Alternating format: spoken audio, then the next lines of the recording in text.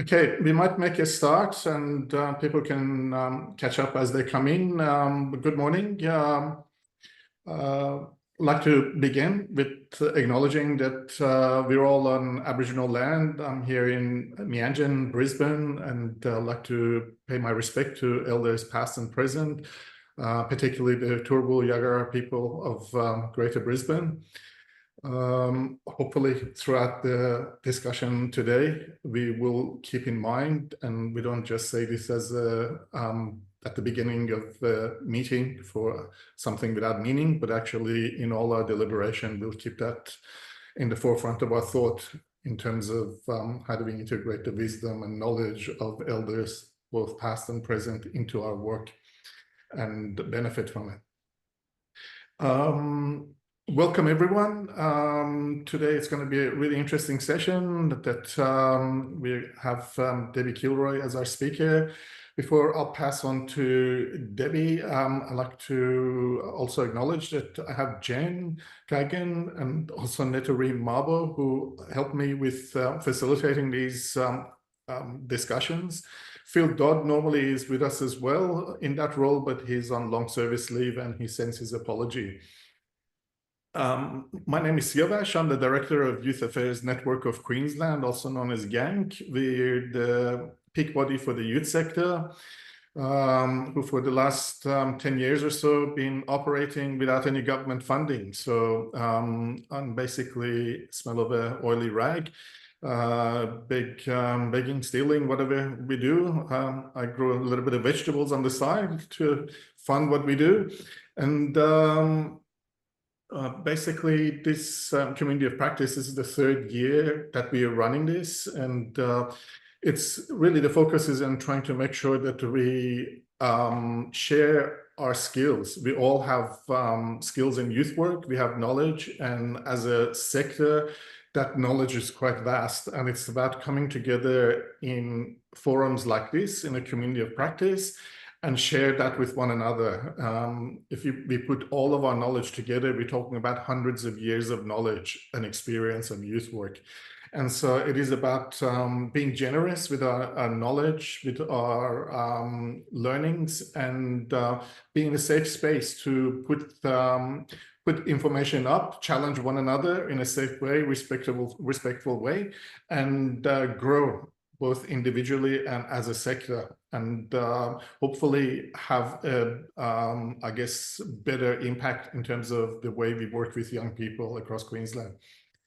So today, Debbie will give us a little bit of a talk about her background and her work with young people, and then we'll have a Q&A session, a short break, and then we'll come back, and the second half of the forum is going to be focusing on how do we take learnings from what Deb has to say and integrate it in our work practice. So hopefully we walk away with some concrete strategies in terms of how to go ahead and put those learnings into action. So without further ado, I'll pass on to Deb to take us through the session. Good morning, everybody. Thanks for joining us. Thanks, Siavash, and thanks, Jen. And I can't see Netari there, but she'll probably join soon. Thanks for inviting me to have this conversation. I have written a paper specifically for this to discuss building trusting relationships, basically with children, young people, and within an abolitionist framework. And so I'm going to give a bit of background about myself, but also some political context around abolition in practice. And then hopefully in question and answer time, we can drill down in regards to youth work practice in the context of abolition in practice. But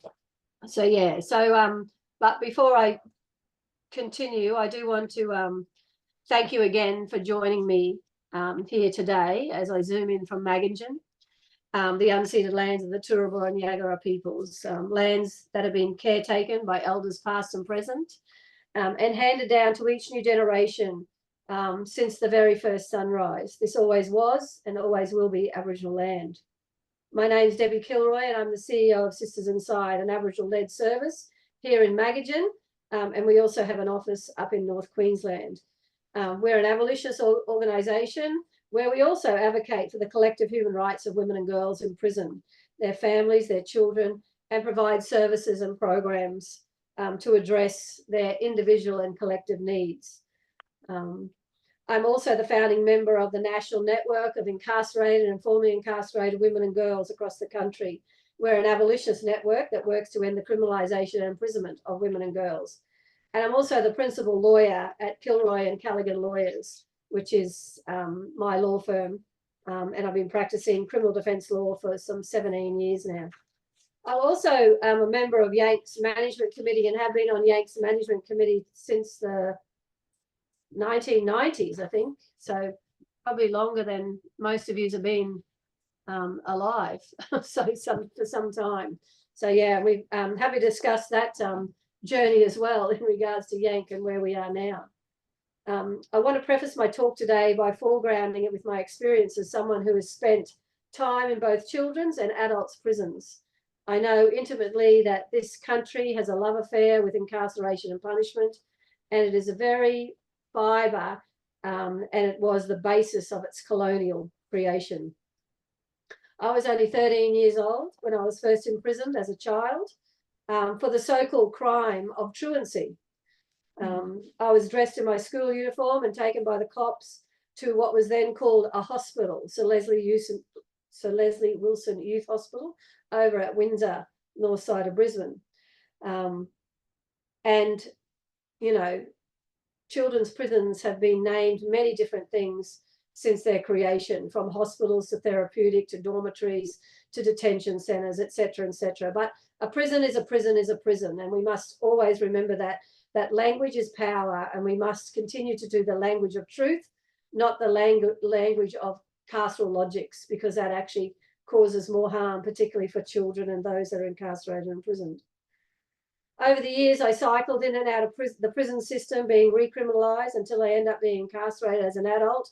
As a 17-year-old, I was first in the adult prison at Bogger Road, and then again back in 1988, I was charged with offences that constitute life imprisonment, which were drug charges. This year, 2024, marks 50 years, 5 decades since my first time in prison, which was at children's prison for Wagging School. And as someone who has worked in and around the system for decades, I can honestly say that the only thing that's changed over those 5 decades is the number of cages that have been built and the number of prisons that have been built. And we're seeing that grow even more under this government. And if the LNP is elected next month, we will see many more children's prisons in particular being built because they're being used as the punishment stick to get them elected in the law and order campaign, and who gets to the bottom of that barrel the fastest. You know, the number of children being caged is forever increasing. Prisons have gotten bigger, the numbers of cages have soared, and we're witnessing the carceral creep into our communities, whereby the so-called correctional system or the juvenile justice system has expanded into our communities through community-based punishments and surveillance of children becoming more sophisticated, intrusive, and insidious. Right now, there's almost 800 children sitting in prisons across this country. Close to 600 of those children are aged between 10 and 13 years old, and thousands of more kids are hauled before the courts every single year. More than 65% of those children in cages right now are Aboriginal and Torres Strait Islander children. In fact, Aboriginal and Torres Strait Islander children are jailed at a rate 17 times higher than non-Indigenous children. And that rate soars 43 times higher in the Northern Territory. This is hardly surprising since, according to one study, First Nations children are 2.9 times less likely to be cautioned by police and 2 times less likely to be diverted from a court than other children. And of almost the 800 children in cages right now across this country, 64% of them have not even been tried in a court of law, so they're unsentenced. so they haven't been found guilty of any crime that they've been charged with by the police. And a lot of the times we find in the courts as well is children could be charged with offences and the media reports it and the victims groups jump on the bandwagon and vigilantes, where the children, it's never been found through evidence that they're actually guilty of those crimes. They get overcharged with more serious offences than the offences that they may have committed. So they're languishing in cages. Children's prisons run on a pathologizing mindset. They focus on labelling, surveillance, and punishment with very little focus on education or so-called rehabilitation. And I'm happy to talk about rehabilitation because I actually don't believe in rehabilitation at all. That's another carceral lie and language that's used to make children feel hyper-responsible for their failures of the state. You know, prisons are hyper-focused on changing children's behaviour without acknowledging, let alone addressing, the social context of their lives and the racial systemic inequalities they face.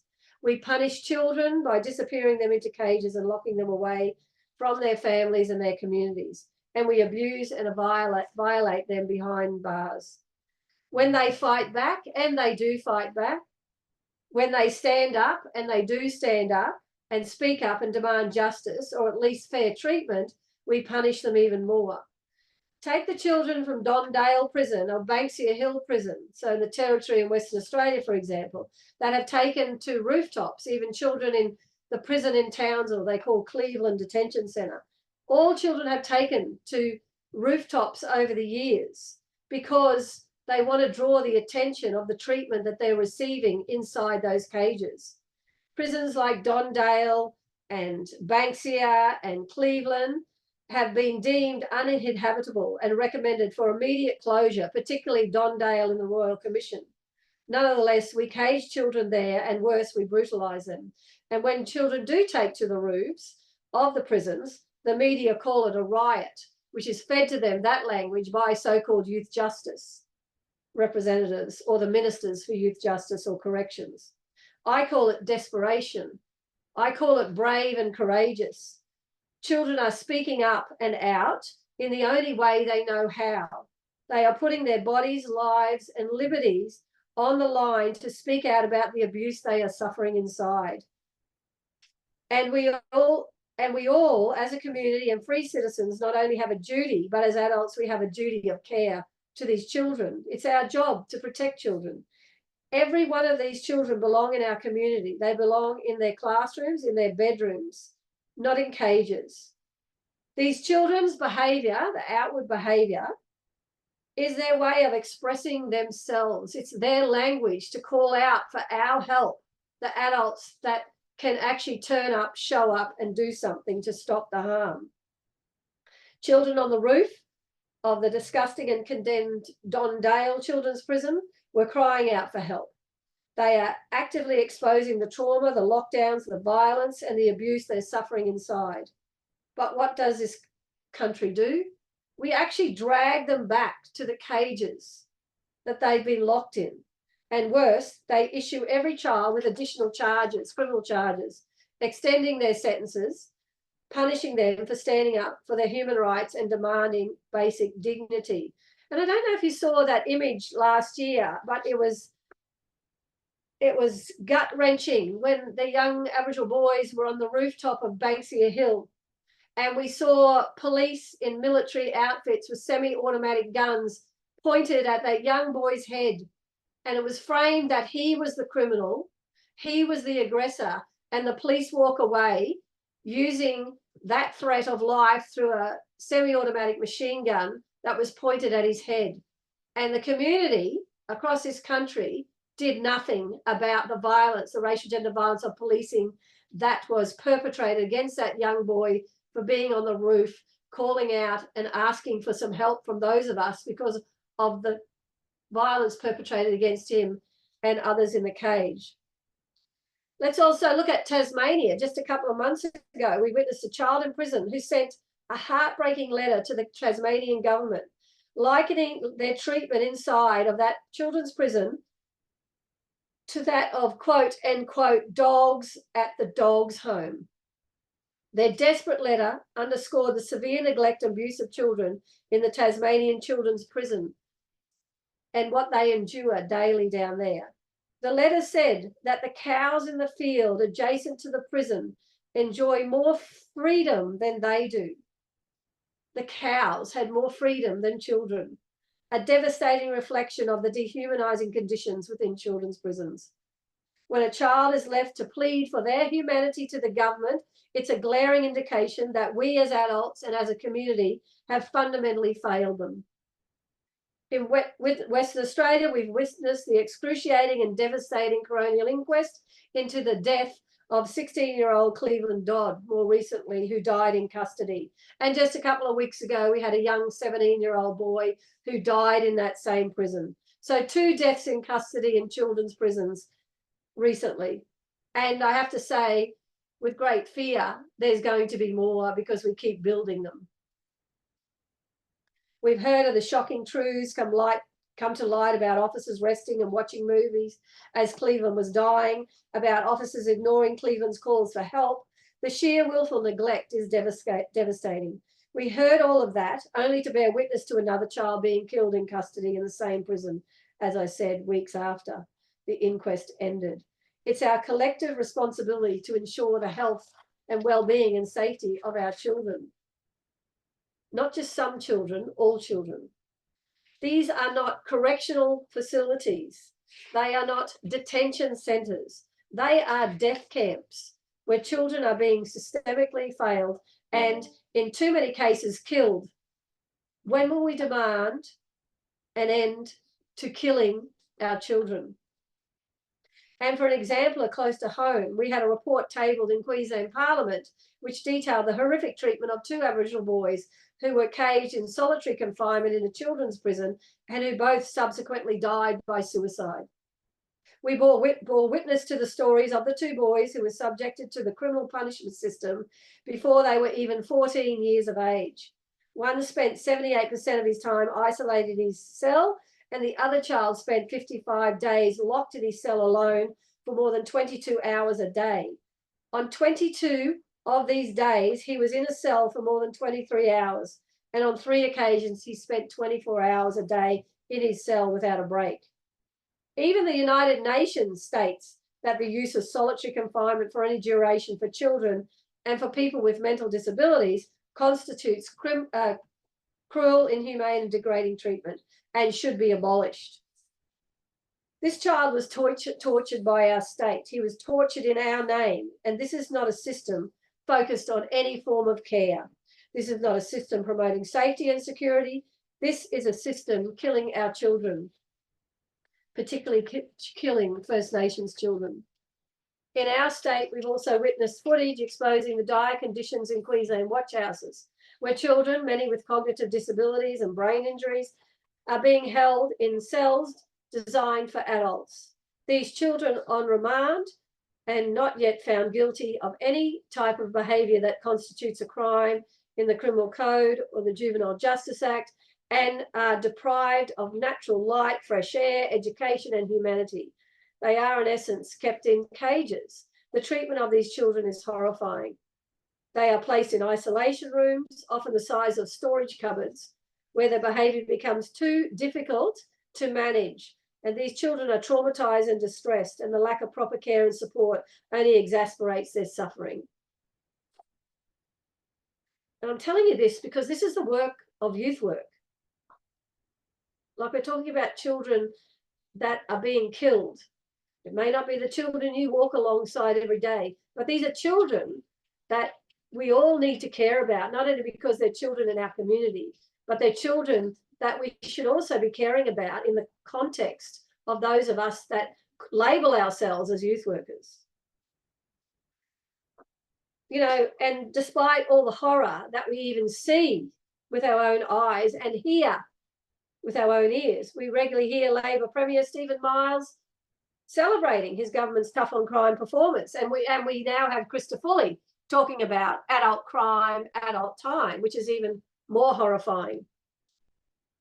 You know, he has in the past celebrated the arrest record of children under his reign. His propaganda has the community believing that jailing keeps communities safe when we all know that that's not true. Even research around the world clearly states it's not true. But, you know, just not all communities, right? Because what we know is that Australia locked up around 4,500 children last year, and more than half of them were Aboriginal and Torres Strait Islander. So we know that this system is built on a bedrock of racial capitalism.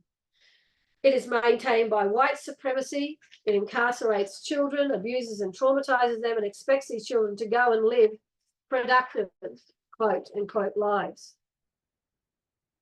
It won't get any better with election looming.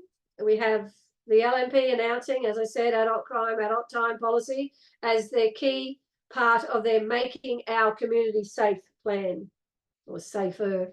This policy purports to make our community safer. But what it really represents is a direct attack on First Nations children and young people, targeting some of the most vulnerable members of our community. This policy, which is borrowed from the USA, where it has been proven to be a failed approach, essentially works on the premise that if a child commits an adult crime, which they all are adult crime because they're in the criminal code,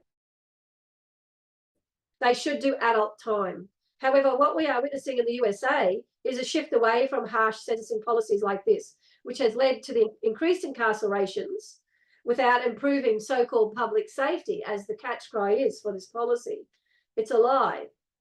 The USA's experience has shown that these policies don't reduce crime, but instead perpetuate cycles of criminalisation, particularly among marginalised communities, particularly Black communities. And that's what we will see here in this jurisdiction if the LNP get in and implement this flawed policy. Many of the children targeted by the criminal legal system are themselves victims. We know that. Victims of colonisation, racism, poverty and systemic failures. These are children who've been failed by the very systems that are meant to protect them, many of them whom have the state as their parent or guardian. Instead of receiving the support they need, they are now being used as scapegoats for populist policies and desperate politicians scrambling to be elected off the backs of our children's futures. As citizens and constituents of these politicians, we need to push them to invest in our children, not imprison them. Properly fund services, access to education, healthcare, affordable, and a basic livable income, or a guaranteed livable income, and stable accommodation, safe accommodation. These are the tools that we need to keep our communities safe, not harsher penalties and sentences. Only through addressing the socioeconomic and environmental factors that lead to criminalisation, imprisonment, including the over-policing of certain populations, we will see a shift, because we cannot incarcerate ourselves out of social problems. And we are failing our children if we persist in sequestering them away in cages, away from families, classrooms and communities. Australia's Youth Detention Centre represents a gross false economy. At last count, it costs about $531,000 a year to keep one child in a cage. Over $500,000 a year to imprison a single child. That's a hell of a lot of money that we could be giving to these children and their families.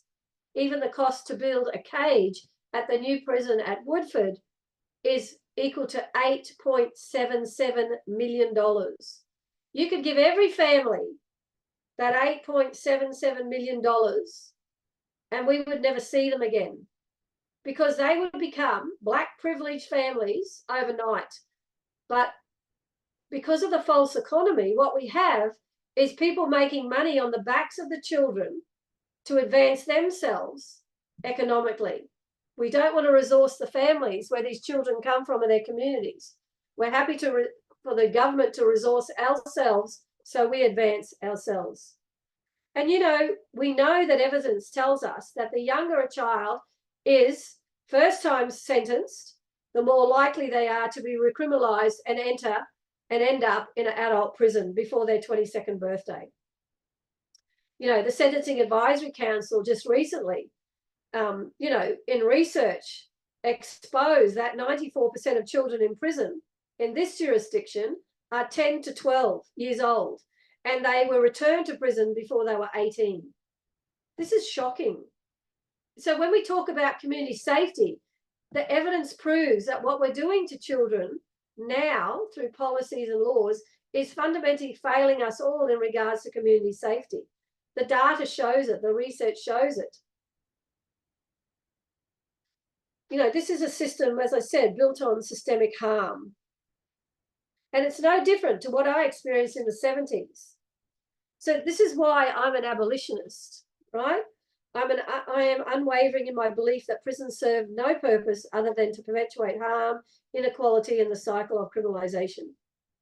But this conversation here today is not about dismantling systems, not only about or just about dismantling systems of incarceration. It's about building something better. It's about transformative power of trust, advocacy, and community care. And we have to all start thinking outside the bars. We've got to stop the attack on our children are our future. And I know I've said it before, and I will continue to say that. This is what we have to swallow whole. Our children are our future. We cannot keep relying on punishment to solve the deeper social issues we face. Children and young people, particularly those from marginalised communities, First Nations children, children living in poverty, children harmed by racism, those living with disability or mental health issues, are not inherently criminal, like the government or the bureaucracy, for that matter, or the media would have us believe.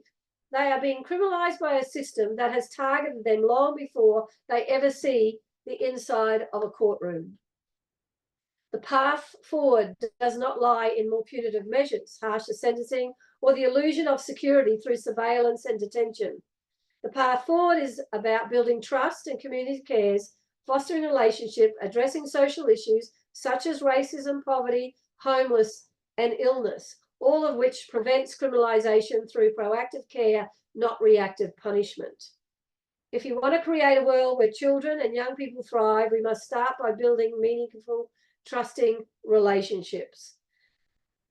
And people say that, or people think that they have a trusting relationship with children, but can I say, as youth workers, as a label, when you work 9 to 5, I find it nearly impossible that you could have a trusting relationship with a child during those hours of work because of the professionalism of youth work. That's about relying on children to accommodate you and the hours of your work. It's not about you accommodating children in their hours of need. Youth work, we must unpack youth work and the professionalism of youth work. I've worked through that sector for so many decades now, being one of those children coming out of prison to work at Centre Education Program before the professionalism of youth work even was discussed, to the professionalism to where we are now. We even go into prison and the staff in there call themselves youth workers. They are not youth workers. They are prison officers. They are not youth workers. So we need to re-own what youth work actually is for our children's sake. You know, we've got to work from a position of power with, not power alone. Trust alone is not enough. You know, the advocacy that we must practice must be a natural extension of that trust that we build. We must fight for systems and services that empower our children rather than criminalise them, because too much we actually take on the state's policy or the bureaucracy's language, where we saw just recently, you know, a few days ago, Tasmania has said that they're no longer going to build a prison in the north of the state. Great. However, the but is they're going to expand home detention and e-carceration, which is, we call it e-carceration as abolitionists, which is electronic monitoring, which is what is getting expanded here. We don't have home detention, and totally disagree with home detention. That means every house can be a prison and family members become the prison officers. So that's frightening in itself. And e-carceration, you know, we've had arguments with Youth Justice just recently about that they need to expand e-carceration because there's not enough children with these monitors on their ankles for researchers to do research. So it was about the academy. Once again, funding the academy to do research, where we can look overseas, not far away, to the US about the fundamental failure of decarceration. We have to do the work ourselves to combat the bureaucracy and the state, the media, the politicians, not be complacent with my paycheck and say I'm a youth worker and I'm doing wonderful work with children, when the mere fact may be is that you are not. Because if you don't have long-term relationships with children, and when I say long-term, I don't mean in your job 9 to 5 for the 6 months where you work. I'm talking about the long-term relationships of, an example, when I worked at Centeret in the 90s, I still have contact with those children who are now adults in their 30s and 40s that haven't died because of the system.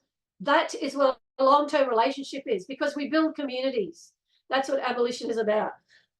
Building a community, and having boundaries in that, and about what are the boundaries in that relationship, and one of the most clear areas is about no violence.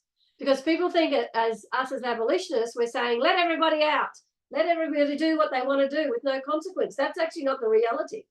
As abolitionists, we take violence very, very, very seriously.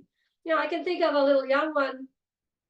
I met her when she was 12 in the cells at the old children's court that's been ripped down now over at North Keep. As I'm sitting, she stood this high downstairs in the cells, and I was reading the QP9s, and I went, you do this? And she's like, yeah. And I said, well, if you would have done that, you would have had hell to pay if I was actually one of those youth workers.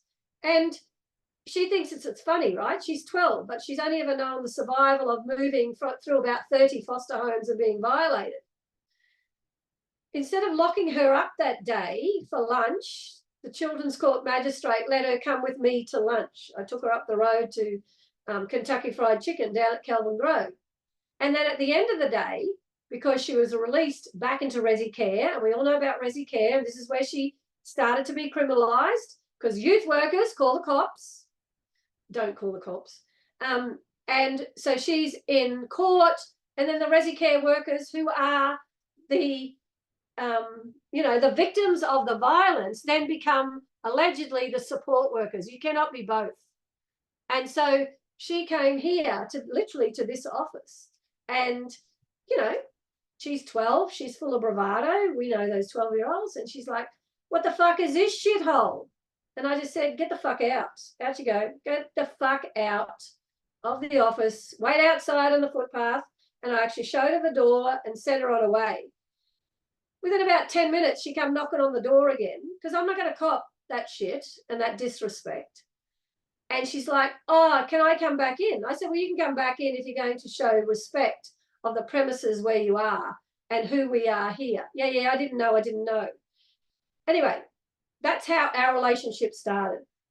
From down in the watch house cages, and me throwing her out for being disrespectful, because there's boundaries in relationships.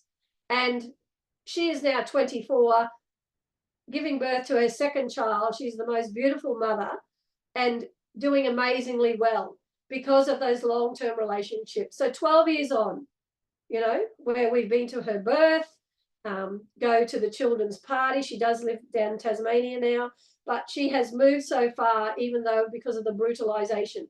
So when I'm talking about relationships, I'm talking about long-term relationships. I'm not talking about 9 to 5 relationships that fit into your diary. And if little Mary or little Billy doesn't show up at 3 o'clock for his appointment, then he gets, moved aside or red listed, and not allowed to come back. That's not being a youth worker. That's working in a carceral logic system that actually is harming children, because children don't work. We as human beings don't operate that way anyway. It's like the women that we support here as well. So, I'm happy to talk more about that. And I've talked, I think, for 40 minutes now. We all have a role to play in our lives to making our communities better, because if we want safety in our communities, we've actually got to work at that. We can't hand over that responsibility to someone else. And we do that. We do that with our children, at childcare, our children at schools, where they go see the principal and the principal calls the cops, instead of us teaching our children how to resolve conflict with someone that's harmed them, because children push and pull and bite and pinch and, you know, so we've got to actually do the work and keep doing the work. We cannot hand over the responsibility and accountability to carceral cages of cops and prisons to do the work that we need to do to build safety in our communities. And I'm just going to finish on one thing to say that here at Sisters Inside, so since 1992, so 32 years, we have never called the police once. Now, I'm not saying there hasn't been shit happen in this organisation and with women or with girls. It's about how we deal with that internally without relying on the state to intervene, because we are responsible for what happens in our community and we deal with it in our community. I'm not saying it's easy, but it's about building up your skill level and talking to others to be supported to be able to do that in the context as a youth worker. And I know that there's not a lot of training out there. Even your TAFE training or even your university, you're taught what to think, not how to think. And so we even have to unpack that about what we've been taught, because we need to actually have an analysis, a critique, and about trial and error. And it's okay to fuck up, seriously, but it's about owning that and moving forward. Instead of thinking, well, I'm a professional and my employee expects me to know everything, and we don't. You know, and you don't want to know everything.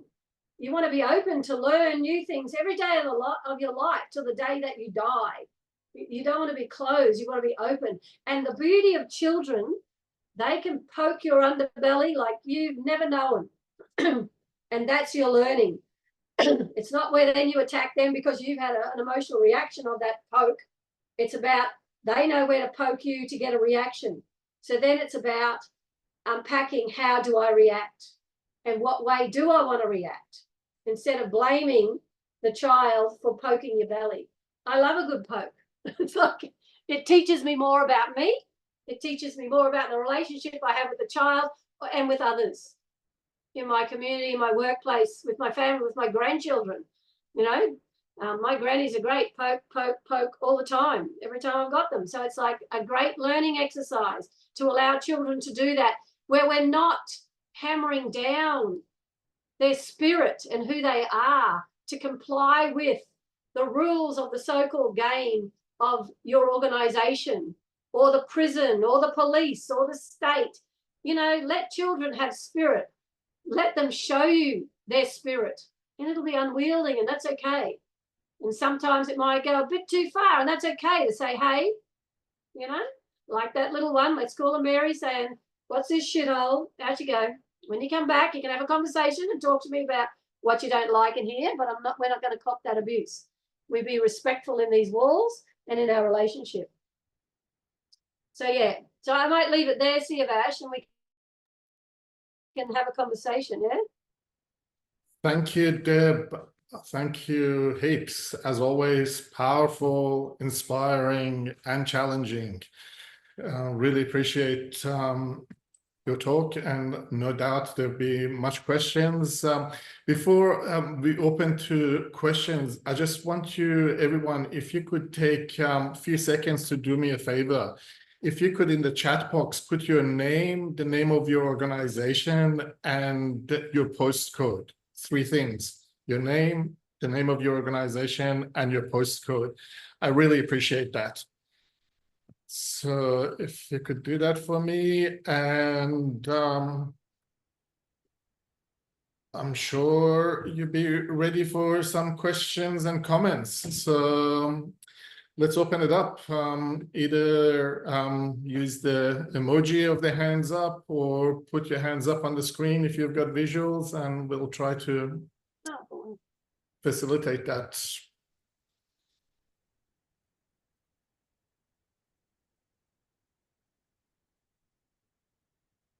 No comments, no questions. Deb, you've made them speechless. What have you done?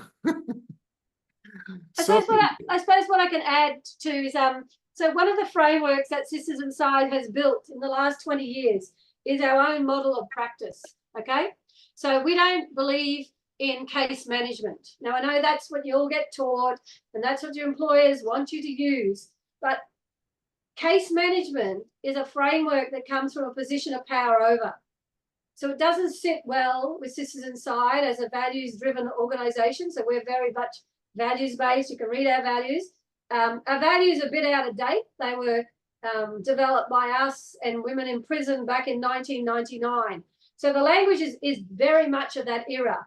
And we've had many conversations at a management level and with our steering committee of Women in Prison, which is part of our bylaws and our constitution, to have, because we started in prison, is that we want to update the values to language of 2024, right? But we don't want to lose our values from 1999 because they still work well today, but the language needs refreshing. So what we've decided to do is more like an addendum, if you like, to the language to update. So we're not actually rewriting everything, because that process that we had undertaken, not only at Sisters Inside, but with Yank as values-based driven organisation, takes a long time to bring the community together, in our case, in prison, and work over weekends and months to develop up and have, all the women in prison at that time sign off that this is what our values are. And that's kept us embedded in who we are and take on any type of attack from the government, like we were definitely attacked by the LNP over a decade ago, so when you get hits, a lot of times your management committee will take a hit and won't necessarily be robust in to push back, where our values has held us tight, as I know Yanks has, for us over the years about who we are, where we're going and what are we doing, because that's the most important thing. And that is about the longevity of relationships in your community. So we've developed an inclusive support model that works on a position of power with. So that framework is what we use here when we're working with and for women and girls, their children, families and communities. So that's also on our website as well. Thanks, Deb. Sophie, you got a question, comment? Please go ahead. Oh no, it's facing the wrong way. I don't know why it's doing that. Sorry. Firstly, thanks so much, Debbie. That was so amazing to hear just kind of what I've always been feeling, but being, a part of a broader service that at the MARTA, which has, been a part of abuse of young people and marginalised people in the past, I find it difficult to kind of talk about these kind of the abolition topic and that. So it's always really amazing to hear of like Sisters Inside and other workers working that way. The one thing I find difficult is, I definitely feel like I've started working from that framework of not allowing myself to fit in with, making young people fit in with my schedule, keeping my, I don't have appointments, I'm flexible. Whenever you message me, I'll be there. However, other people in the service continue with that kind of method and almost put on the young people like, oh, I can't believe they didn't come and that. And I'd really just kind of want some feedback of how I can support other workers to kind of change those opinions. Yeah, it's hard working in isolation, where you're working from, a value base or, working from the position of abolition and decarceration. But I suppose, like I say, Sisters Inside, we employ staff and people come and volunteer, and even women and girls who are criminalised and imprisoned.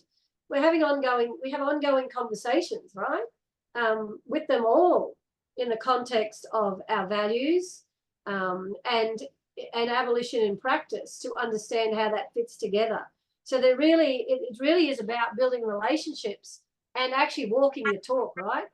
Because a lot of the times organisations can say they have values, or this is how they practice. And so they say that, but when you see it in action, they're doing something totally different.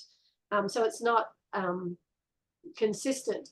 So definitely the conversations about, and, you know, finding, I always find things that people love to do. Like, you know, there's staff here who, you know, have never read a book in their life because they don't want to read a book. So I can give them, you know, like even the recording of this to go and watch and listen to on a, you know, to hear conversations, or to sit down and have that conversation about the practice in regards to an issue that's come in the forefront that we need to discuss. And we do that a lot of times, you know, most of the times in our staff meetings and inclusive support meetings.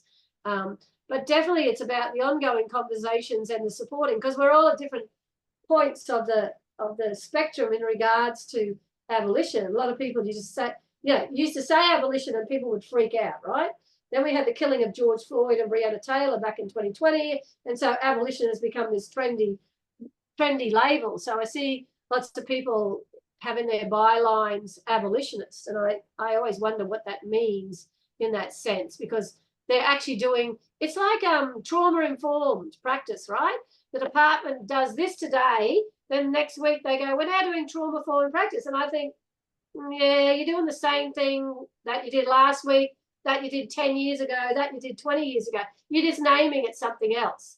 So it's, you know, so having the language, the label of the language, but having the conversation. So, you know, a lot of people in the academy calls themselves abolitionists, but they will take money from the state, from YJ, from corrections to research children as guinea pigs to advance themselves and come up, you know, with recommendations like, you know, we talked about decarceration, the monitors, you know, they need more children with electronic monitors on their legs so they can expand that form of decarceration. And the academy's making money on the backs of the children for doing that.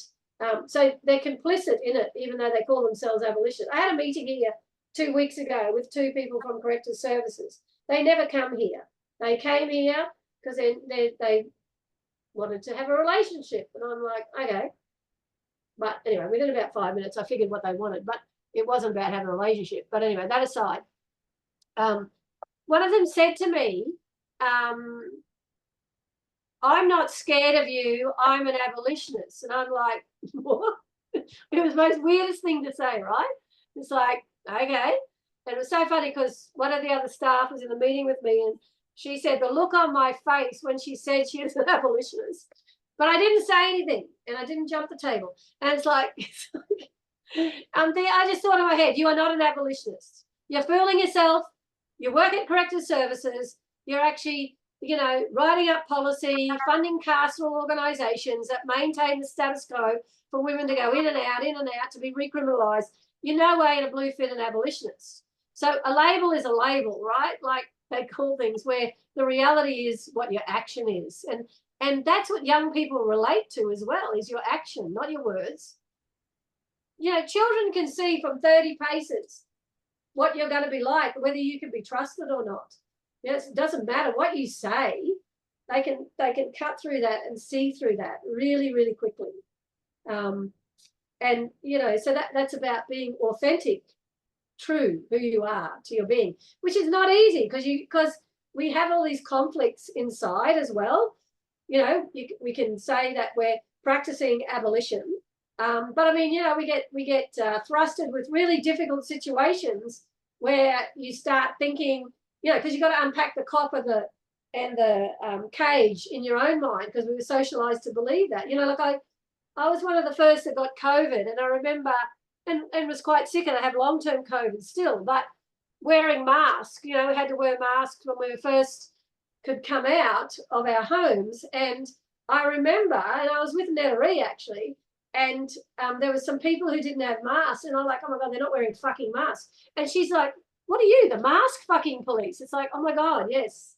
So, you know, like I was surveilling and projecting carceral spew out.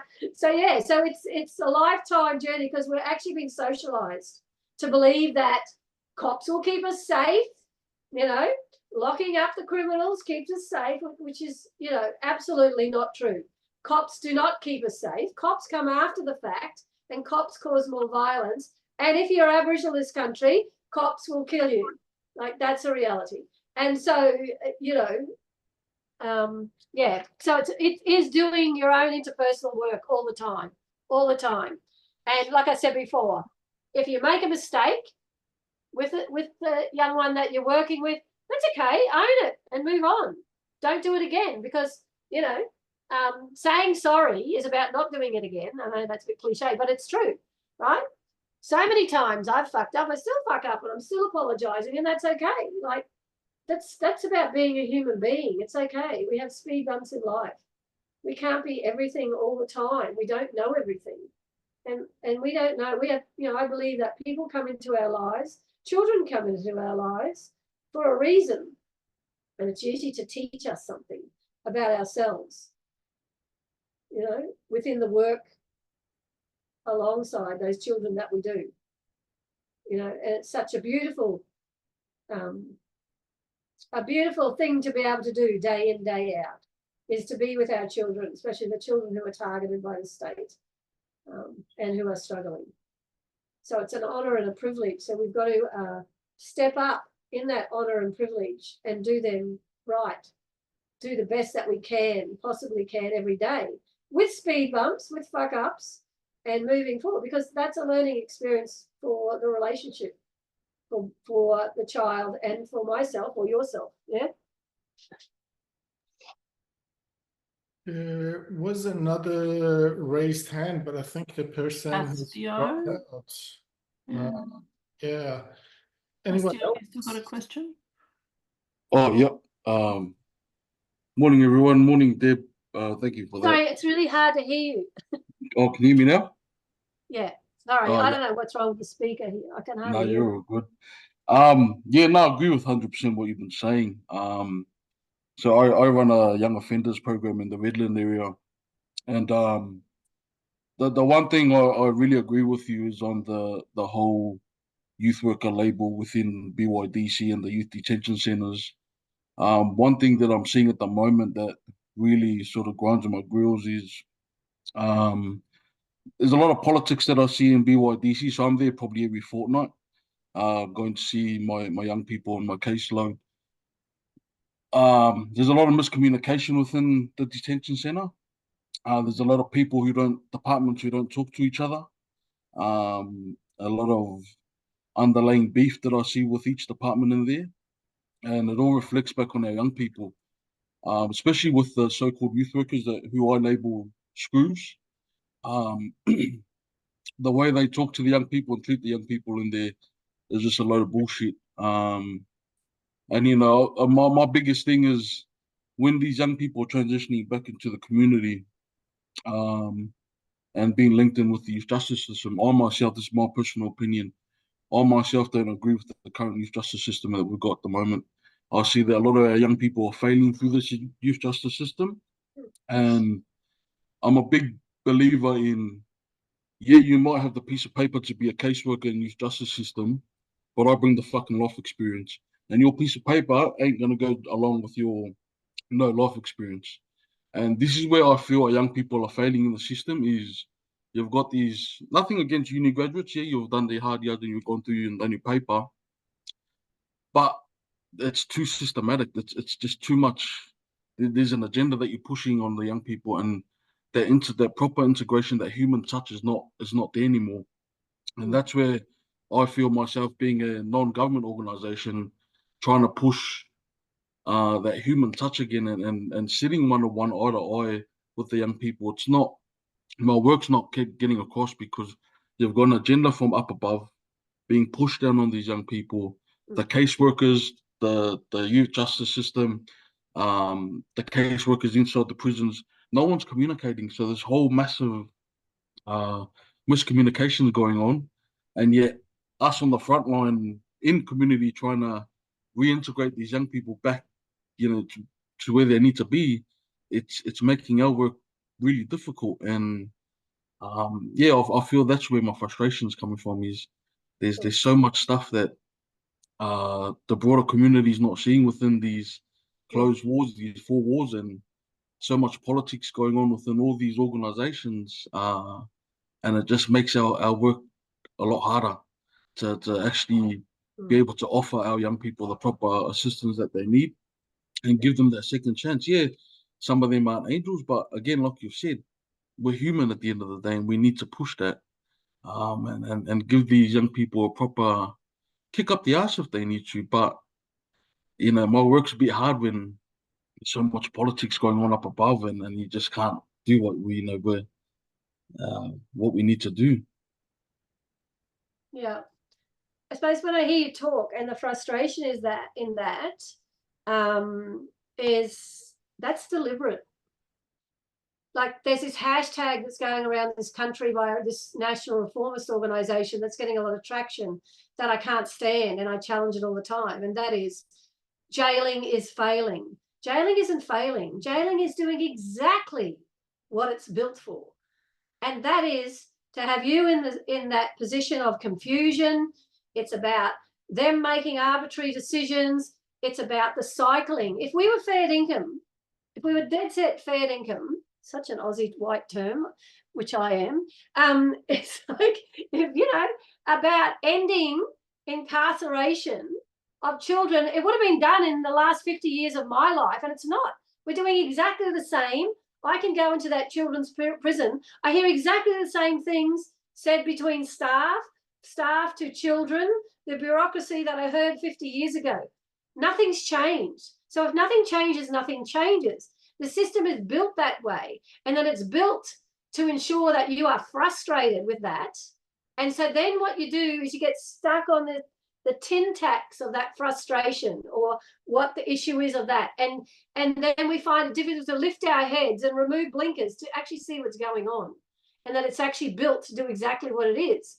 So that's why I don't center about the internals of the system when I talk, because people then think about I'm talking about changing it with some other system. It's about removing the death-killing machine, which is the criminalisation and imprisonment of children that we're talking about, and actually finding all the other ways to do the things that need to happen for children that actually removes them from that system so they don't get their clutches in. Because we know Aboriginal babies are taken, stolen, given to white families over again, until the white family doesn't want that child any longer because they only wanted the little black baby when it was born. And then they go in resi care. Resi care calls the cops. They're criminalised. Then their next pipeline stop is prison, children's prison, next adult prison. This is part of racial capitalism, right? That we have to have these cages. We have to have the family policing system. We have to have the children's prisons, the adult prisons for the economy of the us and thems, where we're all fucking funded and paid. So we got to have those children to keep this cycle, to keep the economy moving so that people are buying their houses, paying their mortgage. So these children are disposable humans, and that's what I don't like. And so that's why I don't center, the police or the prison system in that sense. It's about building the relationships with the children so we can move them away so that they then choose. So like the girls here, for example, we do, we're in watch houses every day. We're in the children's prison where the girls are. We actually do art programs, a whole heap of other programs to support fun things. So, just took 5 of the girls to meet your maker from the BrisFest at the Powerhouse last Wednesday night. Had a big feed at the restaurant there, saw that, did some fun things, right? And to be able to talk about that and do the art program, and then they sell the art through auctions, pool the money, and then decide where they want to go. So they've been to the Great Barrier Reef, they've been to the Territory, they go and travel, right?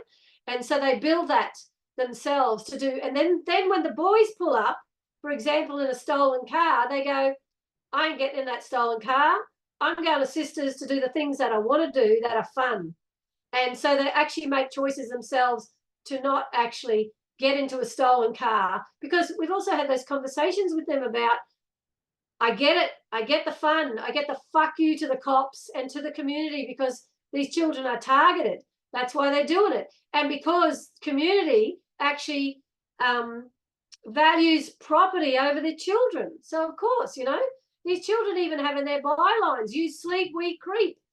They're not worried. They're not worried about what the state's going to do, what you as adults are going to do, we as adults are going to do by locking them up, because they've got to the point that they know that they have no hope. That's where they're going. So they do exactly what they want to do.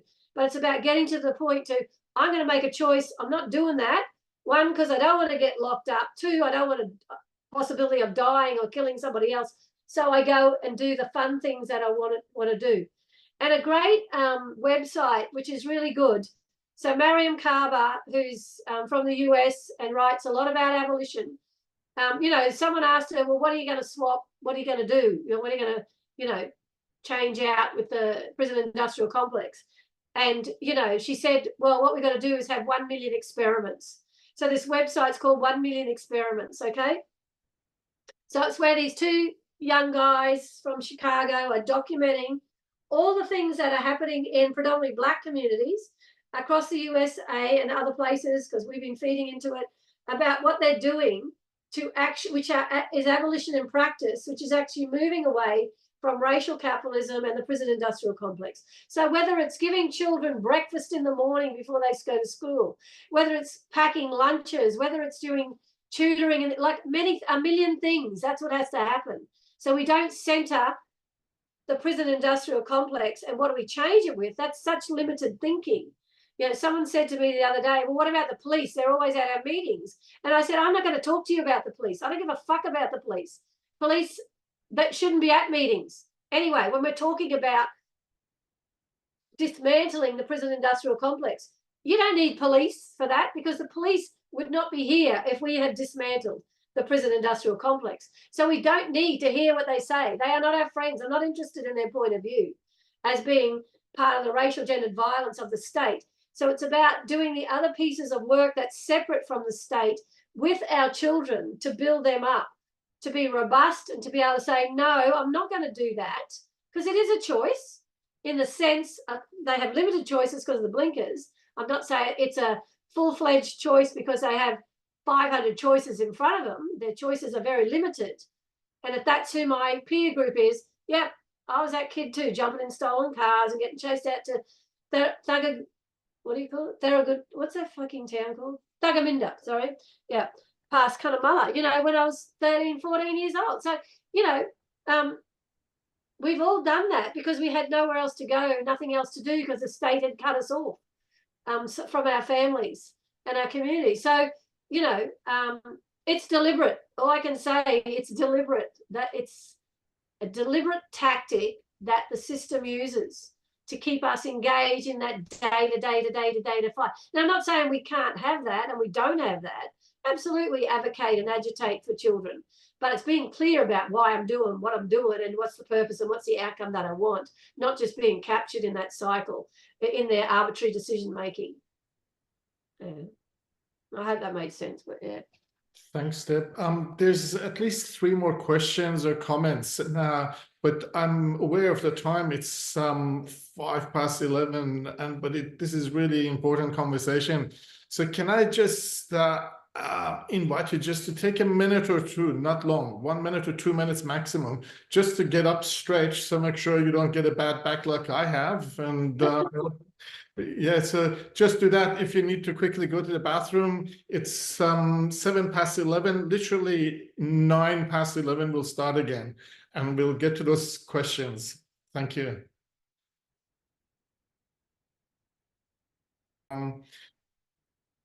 So the 3 questions, first one was Rachel, then we go to Lady and Marty, and then Zoe. Rachel, go ahead. Hi, just quickly, so I just want to acknowledge the traditional owners.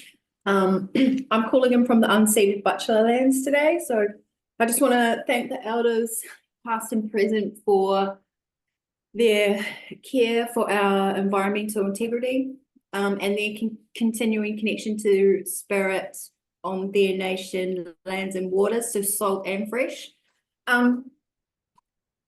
So my thoughts that were popping up through this conversation is when is it going to be okay on a blanket level that every single person who works in this sector has the opportunity to say, where did it traumatize me as a professional?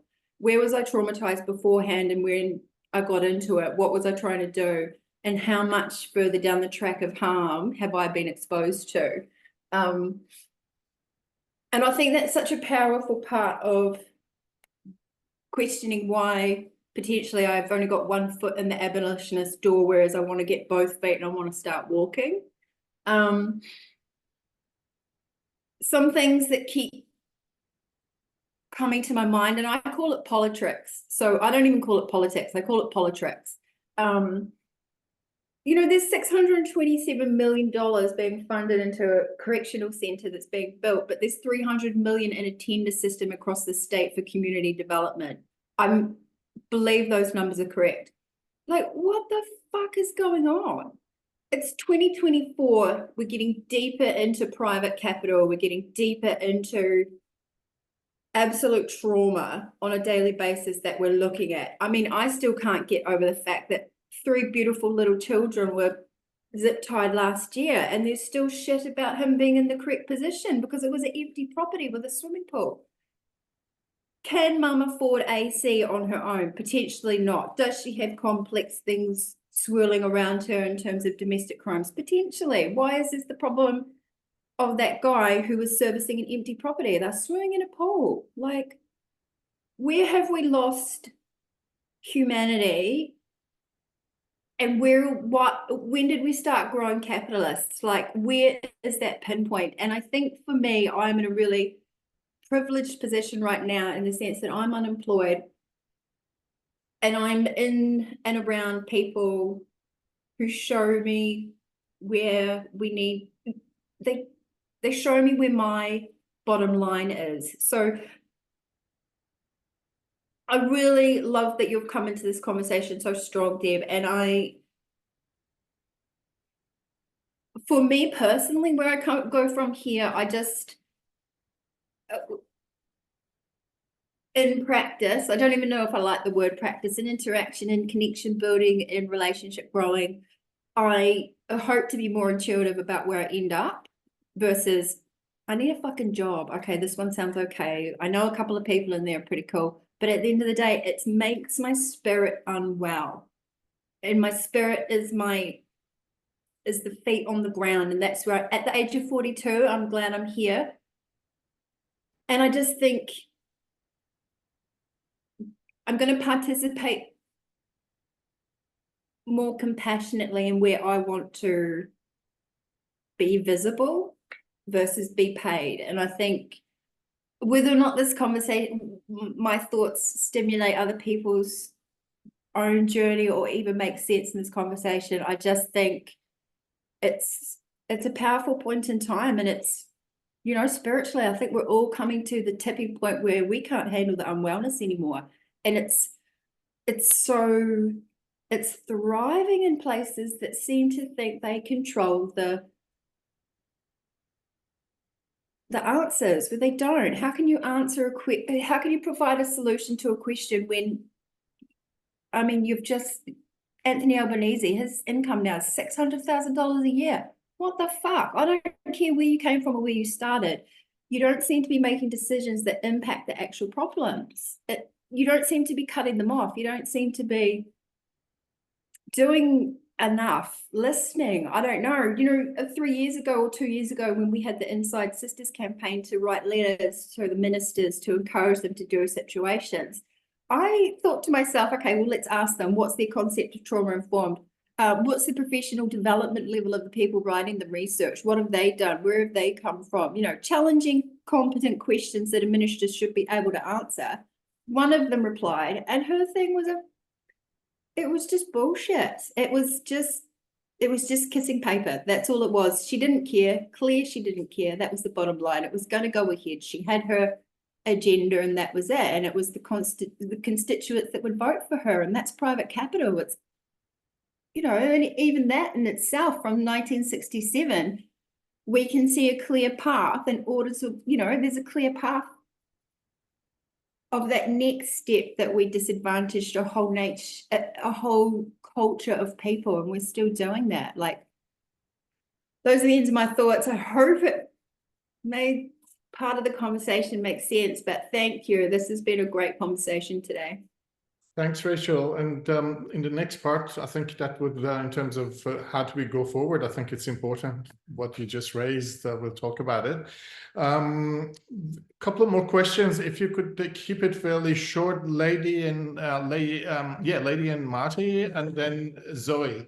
If you could keep it short so we can get to the next part as well, that'd be great. Thanks. Go ahead. Sorry, I actually have to go. Lady's going to stay, but I actually have to go. If it's okay, I will try to reach out and get in contact with you. Hopefully that's okay. Thank you. Sure, thank you. Marty.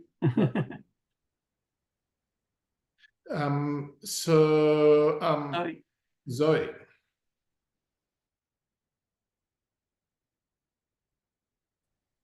Hi, I'm really happy to be a part of the conversation. For me personally, this is my first time stepping in the door and getting to hear these conversations, you know, from a young person's point of view. Hearing Debbie talk about all these things, she mentioned, you know, unpacking your, you know, when you study and stuff like that. For me personally, I've been thinking about taking the next step and studying youth work, and you talked about, you know, having to unpack the way they teach you. And I just want to ask, you know, how can I start in the right direction so I can stay in the right direction to help these young people?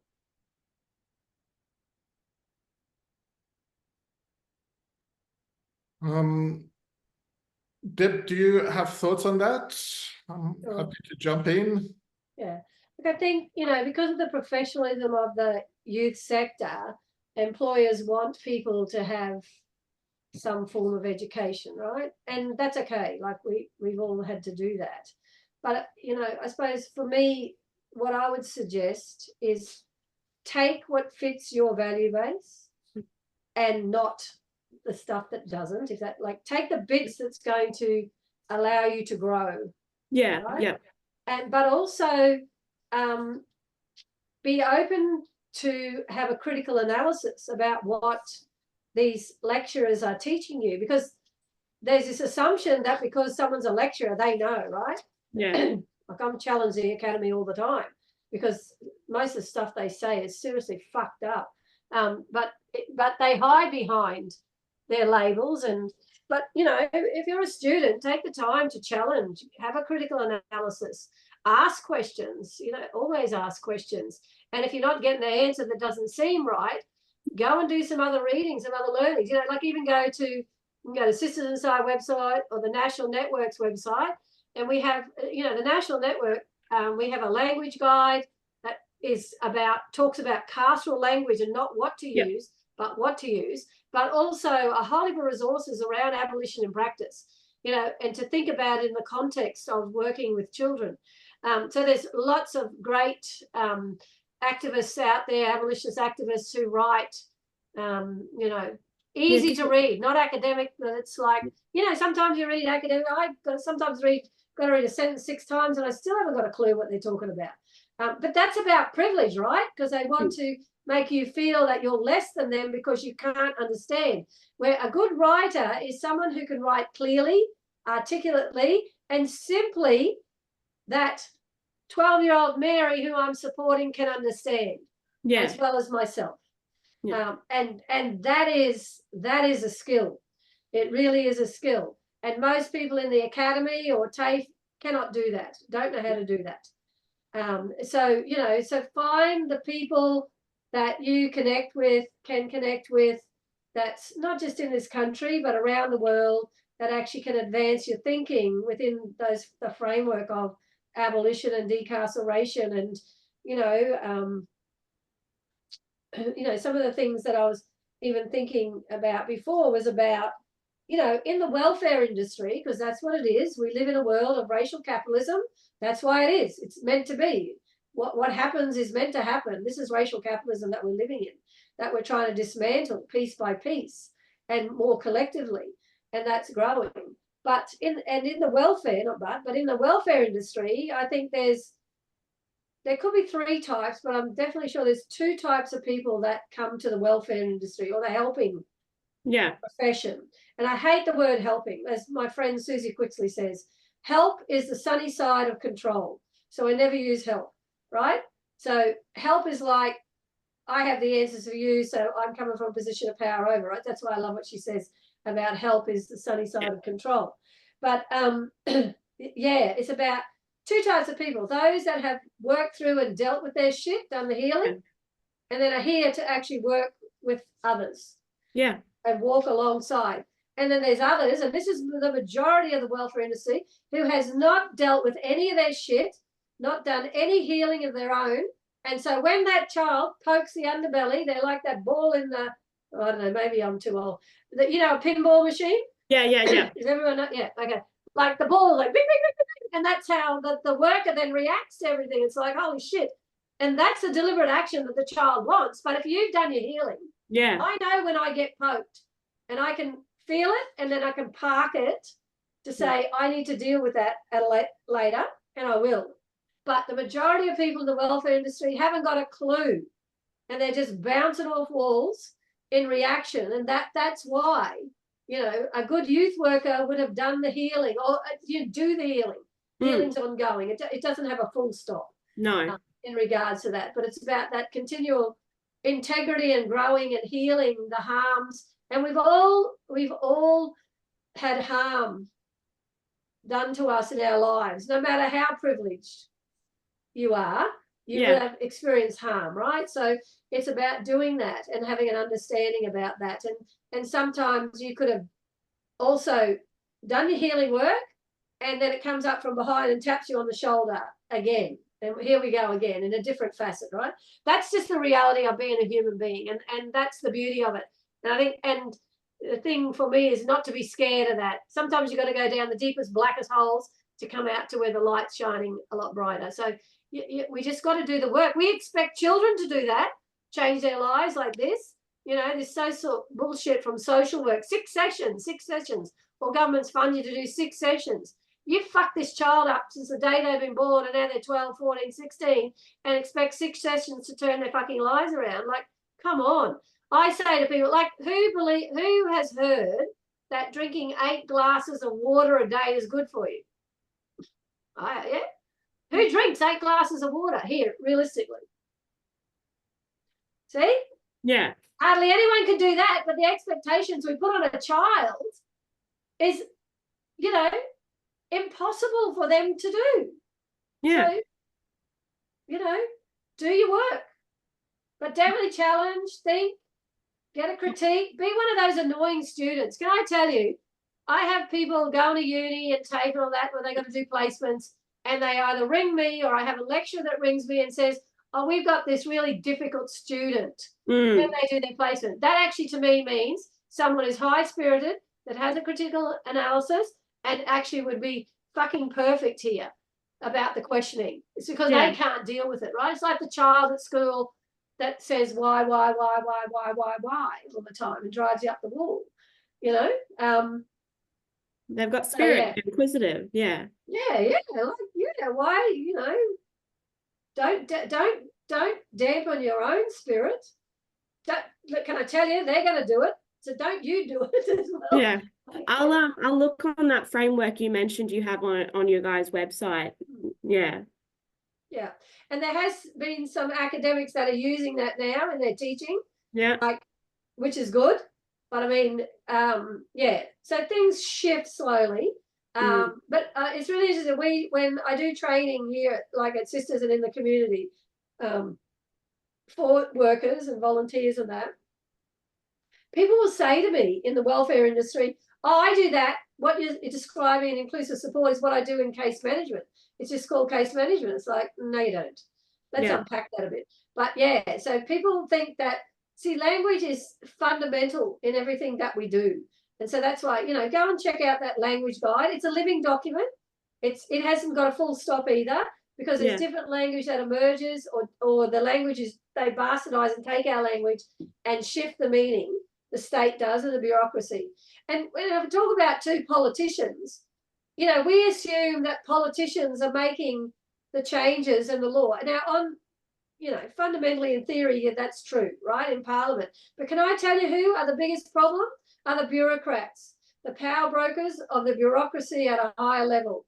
They are the ones that stop decisions. Like some governments, some ministers can have great ideas, they never hit the ground. Why? Because the bureaucracy says no. And youth justice is the worst. They love to maintain their mountain of power as well as corrective services. So be careful. We've got to be careful not to blame the political party when it's actually the bureaucracy. Now, look, I'm not saying Labor's the be-all, end-all. Like, I'm out screaming about them on a daily basis. But can I tell you, in the framework of harm minimisation, Labor is a lot better than the LNP. The adult crime, adult time, some would say, well, at least they run straight and they say what they're going to do. But what they're going to do is pure violence against children. Like I'm representing a little 14-year-old girl at the moment who's charged with murder. And I'm scared, so terrified for her that she may be the first child convicted of murder and sentenced to life imprisonment. And that burden that I hold is one that's weighing me down. And I do not want her to be that child. I don't want any child to be serving life imprisonment like they have been in the US, and to the point where, the LNP is even talking about no parole for, people who are convicted of murder. Now, people get freaked out about murder. My best friend was murdered sitting beside me when I was in prison. And that's the healing that I had to do about Sisters Inside. If we wanted to work with all women and girls that are criminalised in prison, it had to be all women and girls and Storm who murdered my friend, which actually meant I had to do the work and heal the relationship between us and resolve that to move forward, which we did in the context of the prison back in the day, in the chapel where we used to meet, not with Screws. Prison didn't do this. We did it as women ourselves, to the point where I then advocated for Storm to get parole, and she's been out on parole for more than 15 years now, and she supports still Sisters Inside. But this is the healing that I'm talking about. You've got to do the healing no matter what the harm was, no matter how bad the harm. And what we see is people who are victims of crime, there's a hierarchy of victimhood. Who is the worst victim? I should be talking, not you. I'm worse. This is where children, particularly Aboriginal children, are just wiped from that conversation and invisibilised, of never to be seen as victims, because they would never get a chance to talk about the harm that's been perpetrated against them until maybe a Royal Commission in 10, 20 years, and then that's if they're still alive. So, be that person that asks questions, that has a critical mind. Like, don't let your mind become mainstream. Where can I find that language guide again? On the National Network of Incarcerated and Formerly Incarcerated Women and Girls website. I can find it here. I don't know how to find it and put it in there, but I'll do it on my phone.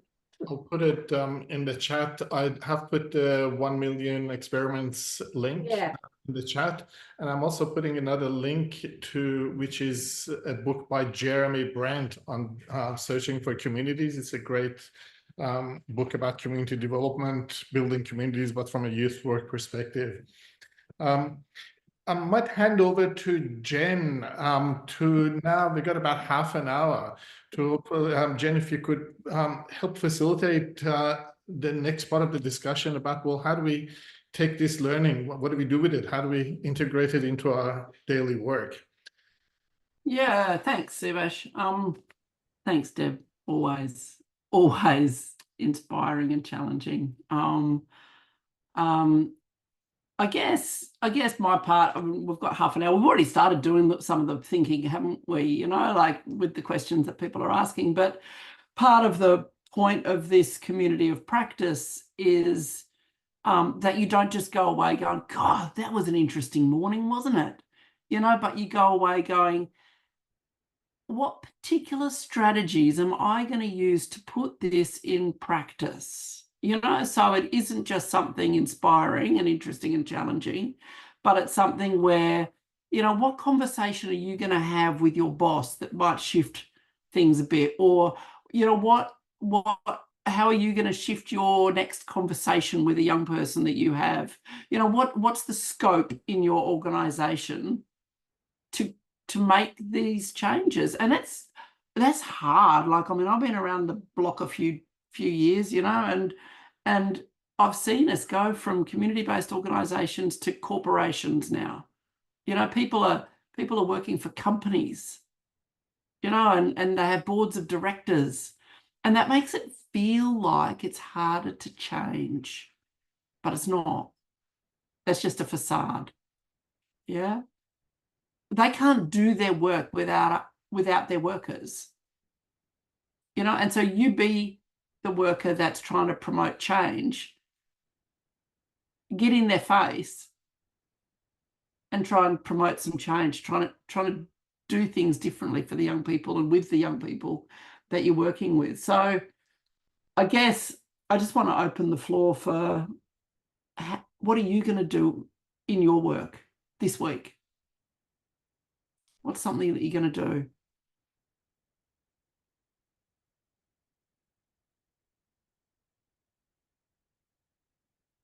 I've seen lots of heads nodding fiercely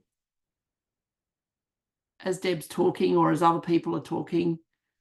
You know, so this is hitting home.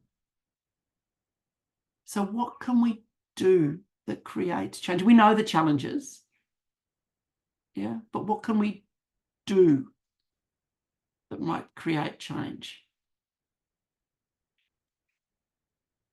Anyone got any thoughts?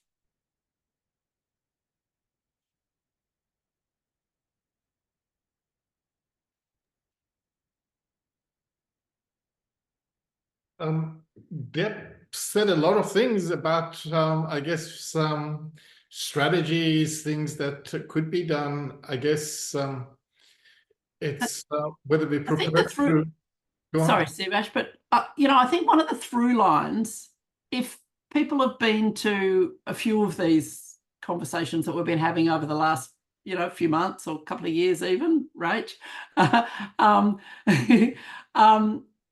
a through line is about building trusting relationships. Like that relationship, like genuine, authentic relationship-based work is a bit of a through line, isn't it? Yeah. And so maybe that's a question to be asked. How can you build relationships that are based on trust in your organisation, where the trust and the respect is something that a young person feels like you've earned? You know, you've earned their trust.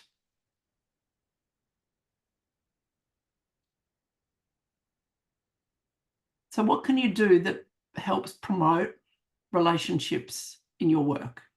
That should be an easy question for all of you to answer. It's just about being brave and cracking the microphone open and saying, oh, I could do this. Next time Jimmy comes in, I'm going to ask him about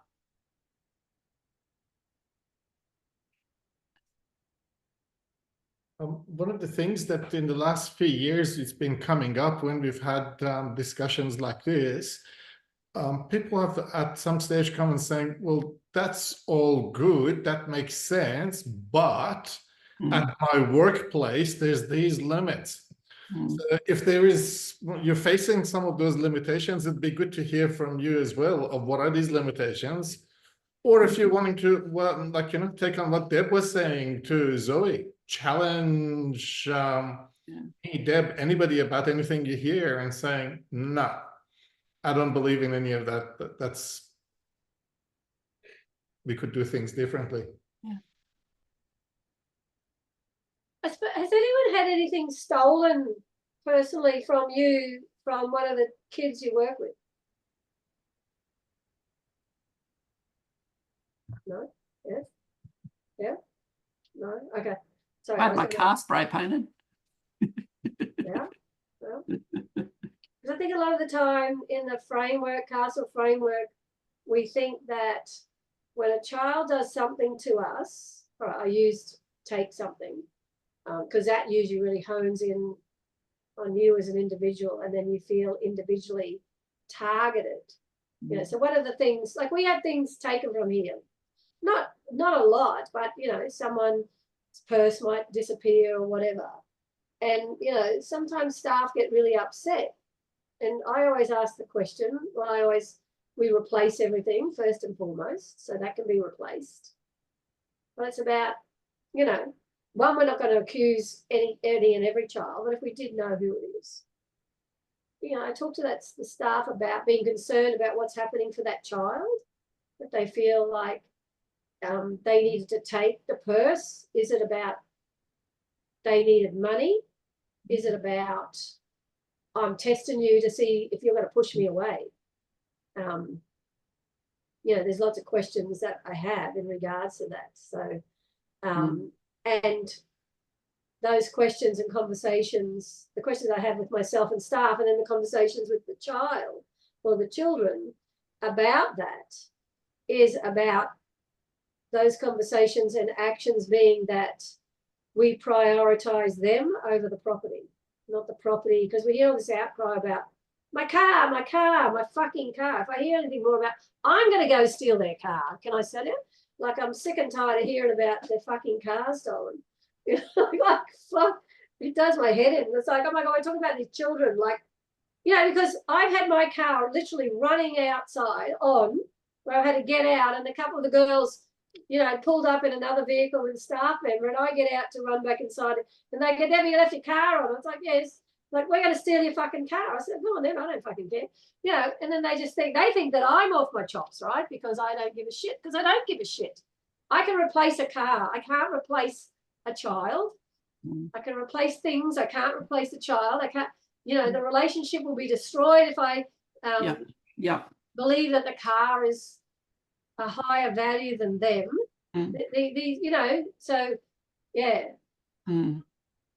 So if you haven't had that experience, what experience have you had with children then, with young people? So I thought that's a classic. Kids do that all the time. Yeah. When you say, I've got a relationship, they'll test you, poke, and take fucking something, right? Yeah.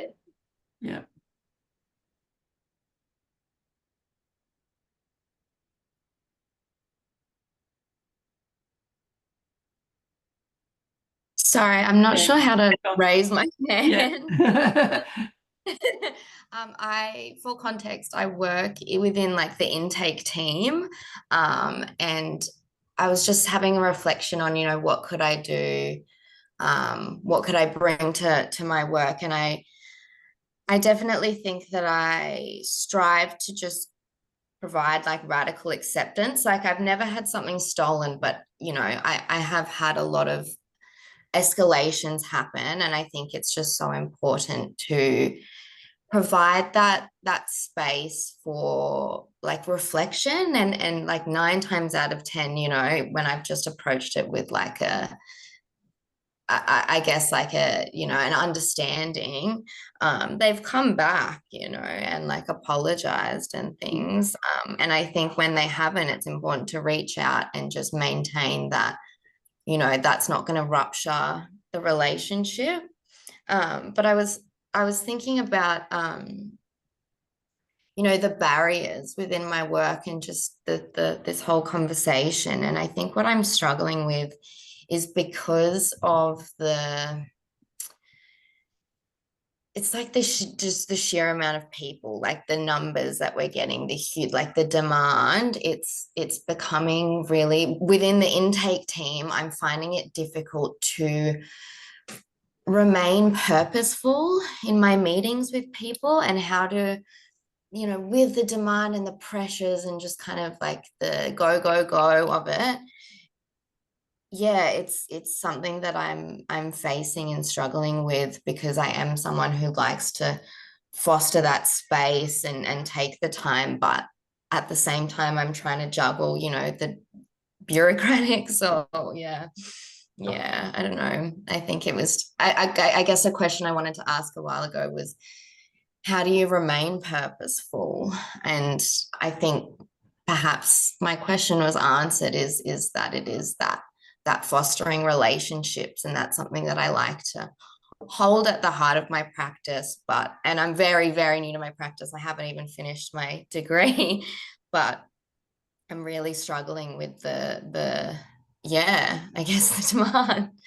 Yeah, the time constraints. It's an interesting thing, isn't it?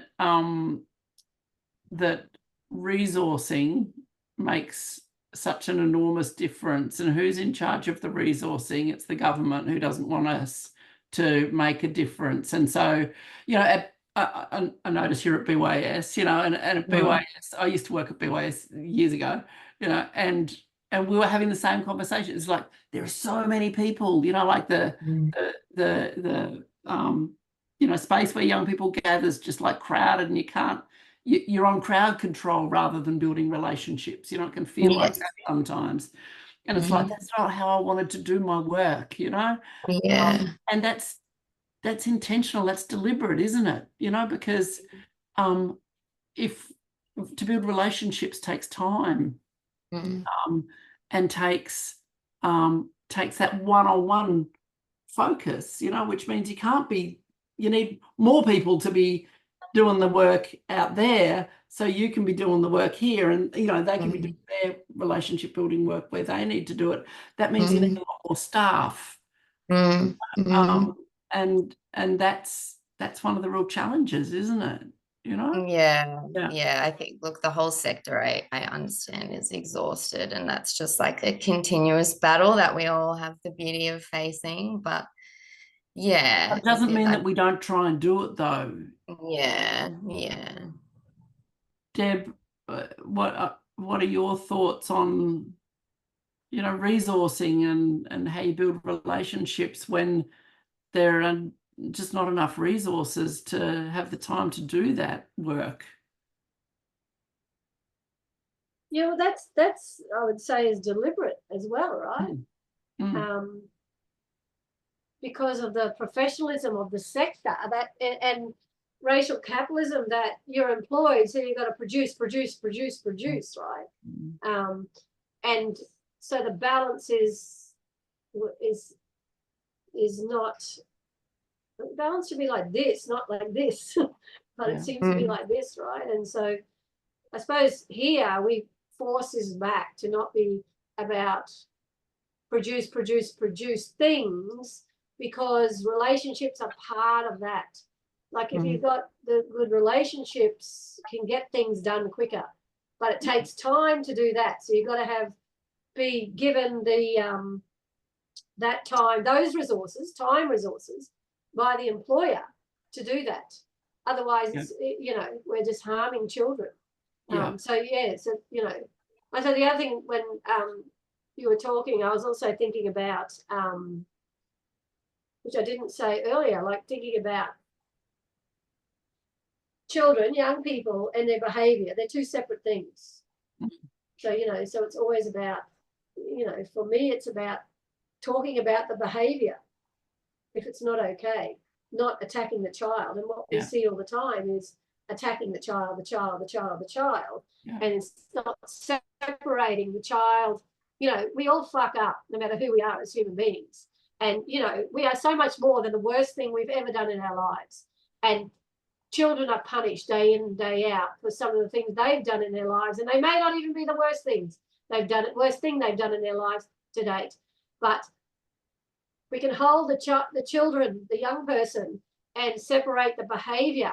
Then it allows them also to be able to see the behaviour and be able to look at it in a way that they can actually shift, and where it's not just an attack on their being, if that makes sense. Yeah.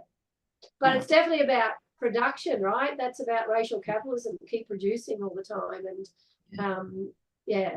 and because of the professionalism in the youth work sector, like before, you know, when I was literally coming out of Bogger Road as a youth worker to work with children down Centre Ed, because all of us girls that were in the adult women's system, as young women, we were those street kids, we were those kids in the kids' prison. We didn't want the girls now to be where we were, which is Bogger Road. So, you know, youth work was that natural progression of what we wanted to give back to the children. But it wasn't professionalised, right? So Most of the work we did was about relationships, was about working on Thursday night, Friday night, Saturday nights, like being on the streets. It was never about being in an office. I didn't even have an office. We didn't have offices. Like, you know what I mean? So yeah, you were out, you know, on the premises with the kids wherever they were. So where now everything's much about being in an office, you know, where, so, you know, and then the push for professionalism. And I know we did at Yank kept pushing back, you know, but the academy and academics had so much power because they could make money out of youth work by professionalizing it and having degrees, you know what I mean, and having, you know, TAFE courses. So it's very much, you know, like any other profession where you got to pay to work in it, where a lot of the times, and a lot of the time now, someone like me would never be able to work with young people because I would have an issue with my criminal history about getting a job. I would not have been able to start my social work degree when I was in prison because I would argue that I wouldn't have a blue card to do my placement. And most employers say if you don't have a blue card, you don't get employed, which actually is a lie within the law. You know what I mean? And so people like myself who've had the lived experience through our lives as the children that we walk alongside wouldn't be able to work with them anymore. It's a rarity where most of us as youth workers were those kids that were locked up, you know, been through the ropes, been to adult prison and gone, fuck this, I need to stop other kids doing this because it's too harmful. And so even those of us that have been in prison, kids prison, adult prison, who are criminalised, have a criminal history, are deemed others by the professionalism of youth workers as a whole. I'm not talking about individuals, but you know what I mean? Like, oh, we can't employ you, you have a criminal record. So it's very, very different in that context. Didn't have offices, were out in the streets, down the pool parlours, you know, playing pool, you know, Kind of used to be the day that if you're a youth worker, you're really good at playing pool, you know, that's when I started, Who plays pool with children these days? Anyone? Hey? No. People wouldn't play pool now. No, with young people, unless it's like some wellness activity, maybe. A question that I guess crosses my mind is when you talk about that, I keep thinking about this group of young people that the government, opposition, and the media have sort of created as monsters.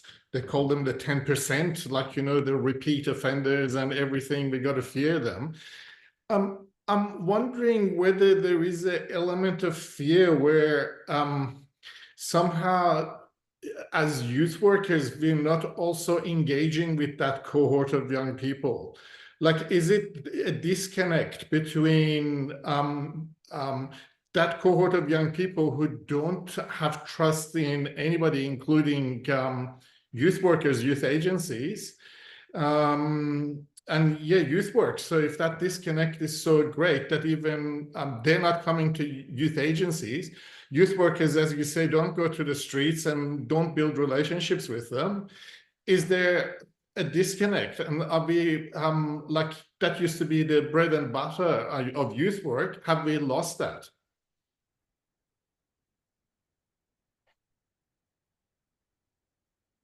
I could probably add to that that conversation. I think it's because you're not paid to work at night time, and I would support exactly what you were saying earlier, Debbie, about, you know, youth workers are now, we're paid from 9 to 5, and that's been a conversation that I've been having for a very long time. I work in a very small town, 10,000 population, but I service a very wide area of Southwest. We talk about this, the SOROI, the repeat offenders, and it's really interesting because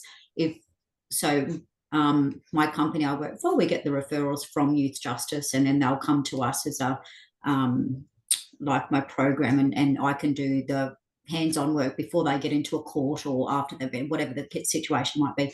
And I might just say, we haven't had very many, which alarms me immensely, because I hear that, youth justice is very, very, very busy. And yet I'm sitting here thinking, well, I've got 3 or 4 kids on my books. Like, what am I doing? Yeah. I live in the town and I know there's stuff happening, right?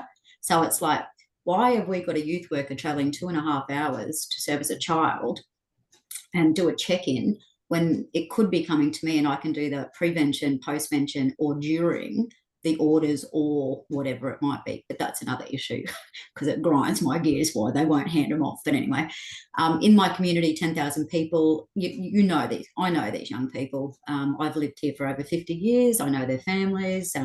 We've been up and down and in and out with a lot of them. I think because you don't get paid to work after hours, and I know if I work with a young person and they might go, yeah, but, Selena, I don't often play up between 9 and 5. It's, at 2 o'clock in the morning when, Johnny's coming from Brisbane and he's bringing the car, and I'm like, okay, so what are you going to do then? Like, what are your options? So it's building that little community around what it is then. My challenge for myself every day, and I've had kids growing up and we've been in and out of systems. My challenge is bureaucracy will not allow me, if I want to stay employed and keep employed, then I can't have that personal relationship with these young people outside of my work hours, because that's what my organisation says, because it's a breach. It's not possible. It's just not possible. I see these kids on the streets all the day, all the days, all the nights and whatever. We have conversations, but I have to be a little bit more careful of how I work this. I mean, we work with their families. I see their families out and we have brilliant relationships. The minute we talk about, and we don't talk about any of their offences or court appearances or anything like that, obviously out on the streets, but I find that a real challenge, that there's that piece of paper, you sign the thing to say, yes, I'm going to work for this organisation, after 5 o'clock, I'm not going to talk about this anymore, et cetera, et cetera. Sometimes it's just not possible. And the network of support that is available to these young people, it's few and far between the further west you go. So that's a bit of a challenge I have. Happy to fight the good fight for them, like be their friend, and one funny instance, we're talking about getting stuff stolen. We work out of just a building, an old house anyway, working with young people. New person comes to town, they break into into this office, take the keys, and they steal both the cars. We get to work on the Monday, it's like, holy shit, what's going on here? I worked with a young person on Monday. They were livid that the cars were stolen. They did the detective work. They found where the cars were, because we couldn't go and service these young people. They were like, that's not right. They can't come here. And it was like, excellent. So we sort of thought, well, that's really worth building that relationship with them. They can trust us. But I was absolutely floored when they went, no, we'll fix this. And I was like, well, you need to be careful. You can't get in any more trouble. But if you're happy, but they didn't want to talk to police, but happy to let us know who did it, where the car was, etc. Long story, got the cars back. It was all good. But anyway, thanks very much. I really enjoyed the conversation, and I will have to go in a couple of minutes, but thank you very much. It's been wonderful. Thanks, Selena. Kate, did you want to make a comment, and then we can, because I'm noticing the time. So Kate, if you can maybe make a comment, and then we might finish up with Deb's thoughts from both of the comments. Hi everyone. I've jumped in for the last 15 minutes of today, and it's a nice little segue, I think, into the next chat, which I think I'm joining you for. And Sivash, I just think what stood out to me is that generalist youth work has not been invested in for probably a decade in a number of regions, and I think there's been a real focus of specializing into stuff, which I think is, a flow on some of the ideologies that have been influencing how programs get written up. But if you have a specialization that you're responding around mental health, or you're responding around youth justice, or you're responding around a particular area of someone's life, it can make that other work that you're talking about, place-based work or responding to issue-based work, tricky, because it's like, where is my mandate within this, or how do I keep myself paid in my role? So anyway, that's what comes to me. But yeah, next time we'll have a yarn about relationships and how that can influence the type of work you do. Awesome. Thanks, Kate. Deb, any thoughts on all of that, and just to kind of finish us up? I mean, you've already given us so much to think about and to work with and to be inspired by, but yeah.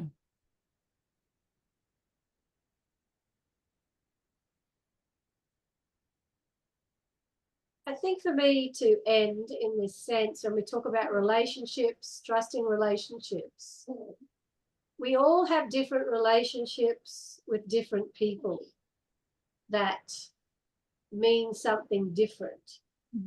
So it's not about all in 150%, right? I think that's where, you know, like I was someone who learned to not trust anybody, right, as a kid. So I had to flip that to learn to trust, but then to trust with certain things, about certain things. Like, you know, there's people in my lives that I will trust with something, but not with other things. So it's been about a clear me understanding is and not expecting 100%. Because if I expect 100%, I'm going to be hurt, you know, that it's not going to give him back. So it's about being clear about that and the boundaries of the relationship. So it's not about all hell for leather and everyone come live at my house. Now, on the flip side of that too, but I have had girls come and live in my home, and, you know, it's been about something specific that's been required. I've had long-term relationships with them, even now in their 40s. But it's about being clear. That's about knowing yourself, right? And knowing the boundaries. Now, yeah, I think there's no issue about being down the road at the shops and you run into someone and have a conversation, for God's sake. Like, for an employee to ask you to sign something to say that you can't is, I don't think that's any of their business, and they can make you do that anyway. That would be a whole industrial issue, a question there anyway. But yeah, but it's to be about, you know, and that's how I talk to the girls as well. It's like, because they'll say, I trust you because you're sisters inside. Like, no. We need to build our trust. So let's get to know each other first. You can't just trust me because of the organisation I come. Yeah. Because you don't know who I am, and I could harm you or you could harm me. We don't know. So we've got to build this together. So it's about being able to articulate what it is in that relationship and what the boundaries are in that relationship, and also how we're going to deal with shit when it happens to maintain the relationship. So it's about, you know, being honest and being honest about that, and more so having the hard conversations, right? It's easy to have the nice, funny conversations, easy conversations. So it is about the hard conversations. And people will want to engage in that at different times. Some may never want to engage in it, and that's okay. So, you know, it's not an expectation from a child to give that to me, but it's about ongoing conversations where you can actually feel the boundary and move within that. And what is the trust that you can hold between each other, you know, and then build that so it actually gets bigger and stronger. So then they learn that they can trust someone in specific areas in their life, maybe not everything. Amazing. All right, Siavash, do you want to wind us up? Sure. Well, thank you so much. Thanks, Jen, and thanks, Deb. Thanks, everyone, for participating. It was a fantastic discussion. I don't know, so many things Deb raised in terms of taking away. Some of the, I guess, highlights for me, it's that focus on, like, you know, knowing yourself, healing yourself. You can't do this work unless you actually really know yourself and have clear boundaries and have worked on yourself first. Yeah, the focus on critical thinking, questioning everything, like, you know, not accepting anything just on face value, and keep growing with that critical thinking, building communities rather than anything else. That's probably the biggest thing that we miss today, and which is the cause of so much of our problem, is that we build everything else other than community. We build our own empires and this and that, but not the community. So it's, yeah, I think that's really important. And being authentic. yeah, you can't build a trusting relationship with anyone if you fake it. And as Deb said, young people, because they've been, I guess, in that vulnerable situation, they're very good at reading and sort of like, you know, as Deb said, seeing through you. So be yourself. Trust that that's being yourself is actually the most valued thing to a young person as well. So thanks so much, Deb. Really, really appreciate what you brought, the work that you do. It's inspiring, and it's been going on for decades and decades. And yeah, thanks for generously sharing it with us. Kate, who joined us late, is who works at Community Living Association, is going to be our next guest speaker, talking about the similar theme, about building trusting relationship with young people, what they do at Community Living Association. And also Kate has also been in the sector for decades as well, so another person with vast amount of experience. So that session is on 8th of October. I will be sending out more information about that as well, and we can continue this discussion. So thanks everyone. Have a great rest of the day, and I will share recording of this session in the next couple of days, so you can watch through it again. And if you think that any of your friends, colleagues would benefit from it, you can send them the link as well. Okay, thank you all. Thank you. Thanks, Thank Deb. you. Thanks, everyone. Bye.